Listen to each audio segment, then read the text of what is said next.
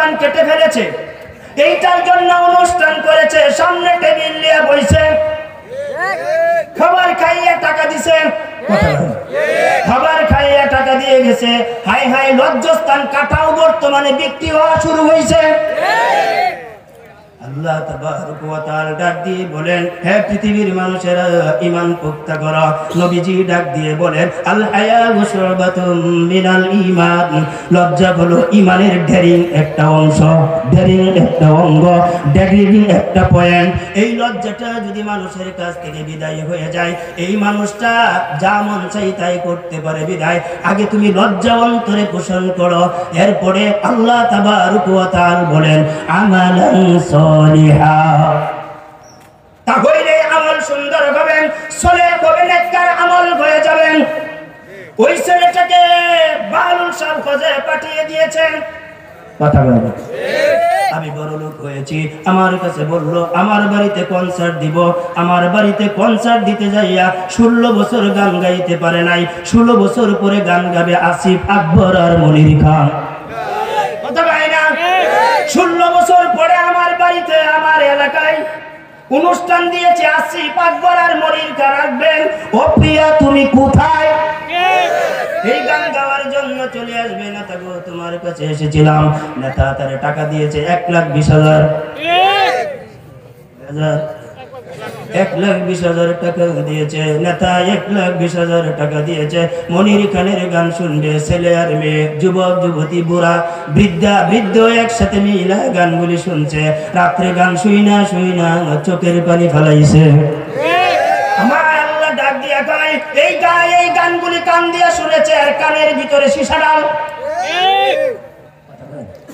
এর কানের ভিতরে সীসা ডাল, সীসা, এর কানের ভিতরে সীসা ডাল। গান শুনি না, চোখ দিয়া পানি এসেছিল, চোখের ভেতরে গরম লোহা ঢুকা। কথা বলে না, এই গান অনুষ্ঠান দিতে যায় যাদের অর্থ ব্যবহার হয়েছে তাদেরকে আগুনের শিকল দিয়া বাপ, কথা বলে না, আগুনের শিকল দিয়া বাই দ্বারা। যে শুনছে এরও বিপদ, যে নাচছে হেরো বিপদ, যে গাইছে এরও বিপদ, যে অনুষ্ঠান করাইছে হেরো বিপদ, কমিটিরও বিপদ, যারা টাকা দিছে এরারও বিপদ, যারা মাইক দিছে এগোরও বিপদ, যারা সাউন্ড দিছে এগোরও বিপদ, যারা লাইট দিছে এরাও বিপদ। হে বন্ধু আমার, যদি লজ্জা থাকতো তাহলে মানুষ ওই লাইনে যাইতো না। এই জন্য লজ্জাটা অন্তরের ভিতরে পোষণ করা লাগবে। ইমাম গাজ্জালি বলেন, রিজিকের তালাশ যদি করতে চাও তাহলে রাত্রে তাহাজ্জুদ পড়ার অভ্যাস করে নাও। কি পড়ার? তাহাজ্জুদ পড়ার অভ্যাস করে নাও। রাত্রে যদি তুমি তাহাজ্জুদ পড়তে পারো তাহলে তোমার জীবনে, রাত্রে যদি তাহাজ্জুদ পড়তে পারো তাহলে আল্লাহর সাথে ঘনিষ্ঠতা তৈরি হয়ে যাবে। এই জন্য আল্লাহ তাবারক ওয়া তাআলা বলেন, আমি ফিনিশিং দিতে চাচ্ছি, আমার ডাক দিয়ে বলেন, ইল্লা মান তাবা ওয়া আমানা ওয়া আমিলা আমালান সলিহা। যদি কেউ তওবা করেন, আর যদি কেউ ঈমান, আমি আল্লাহর উপর দৃঢ় বিশ্বাস রাখেন, আর যদি ভালো কাজ করে, নেক আমল করে, ওই মানুষগুলিদেরকে আমি উপহার দিব। উপঢৌকন দিব। কি দিবে? আমার আল্লাহ বলেন, ফাউলাইকা ইউবাদদিলুল্লাহ সাইয়্যাতিহিম হাসানাত। আমার আল্লাহ বলেন, এই 3টা আমল যদি তোমাদের ভিতরে থাকে, এই 3টা অধ্যায়ে যদি জীবন গড়াইতে পারো, তোমাদের জীবনের পিছনের অতীত সমস্ত গুনাহ আমি ডিলিট করে দিয়ে আমি তোমাদেরকে নতুন নেককার জীবন আমি আল্লাহ উপহার দিব।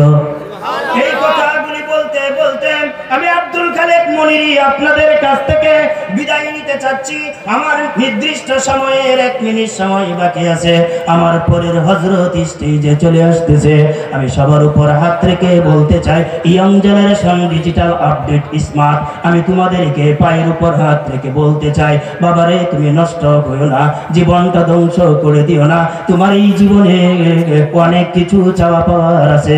তোমাকে আল্লাহ টকবকে যুবক বানাইয়া তোমারে দিয়ে আল্লাহ অনেক কিছু করাবে।